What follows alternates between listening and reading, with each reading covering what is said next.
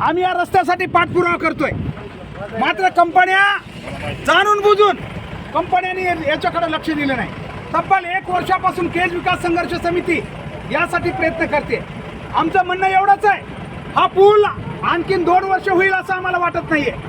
हा रस्ता धुळीनं आता तरी ठीक आहे, पावसाळ्यात एवढे मोठे खड्डे, याच्या अगोदर आम्ही आंदोलन केलं म्हणून तुम्हाला थोडा येता जाता येईल। याच्या अगोदर एकदा आम्ही आंदोलन केल्यामुळं फक्त साफ केलता येईल रस्ता। सोपं नाही मित्रांनो, जीवन सगळ्याला आहे, फक्त 1 तास द्या, आयुष्याचा थोडा वेळ द्या। सगळ्याला घाई आहे, आम्हाला माहिती आहे, सगळ्याला एवढी घाई आहे की आम्ही थांबवू शकत नाही। पण या रस्त्याचं काय, गेली अनेक वर्ष आम्ही या रस्त्यासाठी प्रयत्न करतोय। हा जबाबदारी सगळ्यांची आपल्याची नाही का? किती दिवसाचा प्रयत्न राहणार आहे मला सांगा। आमचं म्हणणं एवढं आहे की का प्रशासन लक्ष देत नाही आमच्याकडे? लोक येतात जातात, वाहनं आदळालेत, वाहनांचं आमचं नुकसान आहे, लोकांच्या धूळ चाललेली आहे, त्यांचं नुकसान आहे। गेली कित्येक वर्षापासून पाठपुरावा सुरू आहे हे मेगा कंपनीकडे। यांनी मागच्या वेळेस आम्ही आंदोलन केलं, तात्पुरती बाजाबूज केली होती, फक्त खड्डे भरून घेतले।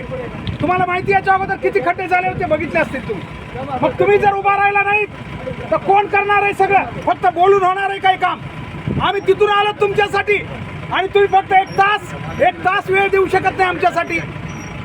आम्हाला विनंती आहे, आजचा रस्ता रोको पोलिसांना आम्ही निवेदन दिले, केस तहसीलला निवेदन दिलेले। हे काय अनॉथराइज आम्ही आलेलो नाही, पाहिजे तर पोलिसांना यावं, आम्हाला अटक करून जावं, आम्ही आमच्यावर केसेस घेऊ, पण आमचा प्रश्न सुटला पाहिजे। गेली कित्येक वर्षापासून हा रस्ता का होत नाही आमचा प्रश्न आहे। या रस्त्यासाठी कंपनीकडे प्रोव्हिजन आहे। आज तुम्हाला माहिती, कुठलाही काम करताना गुत्तेदारांना डायव्हर्शन दिलं तर त्याचा पूर्ण पैसे मिळतात त्यांना, आणि आमचा हा रस्ता डांबरीकरण करून त्यांनी द्यावा। पूल झाला समजा तरी हा रस्ता नाही का चालू राहणार? पर्यायी रस्ता म्हणून राहू शकतो आम्हाला, मग का करत नाही ते आमचा हा प्रश्न आहे। याशिवाय आम्ही केज शहरात याच कंपनीनं पतदिव्यांचं आणखीन सुरू नाही केलं, पतदिवे तिथं सुरू नाही आहेत। या कंपन्यांनी अनेक कामं थांबवलेले आहेत, म्हणून आम्ही त्यांना रितसर MSRDC जालन्याला पत्र देऊन या ठिकाणी आलेलो आहे। त्यांचे इंजिनियर आता येतील, ते काय सांगतात ते आपण बघूया। आमची विनंती आपल्या सगळ्यांना, थोडा वेळ, आम्हाला बी लोकांचे रस्ते अडू वाटत नाहीत, हे का आमचं काम नाही आहे, परंतु आम्ही उपोषणाला बसून बघितलं, 10 दिवस आम्ही उपोषणं केली तरी कोणी दखल देत नाही। शेवटचा हा पर्याय आमच्यावर।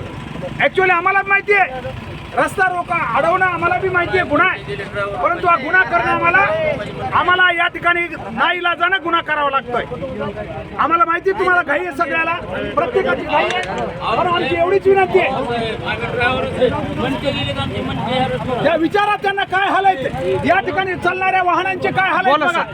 आमचं एवढंच म्हणणं आहे, आम्हाला सहकार्य करा प्लीज प्लीज, कोणी घाई करू नका। हो विनंती आहे, आमची विनंती आहे, जरा ऐका।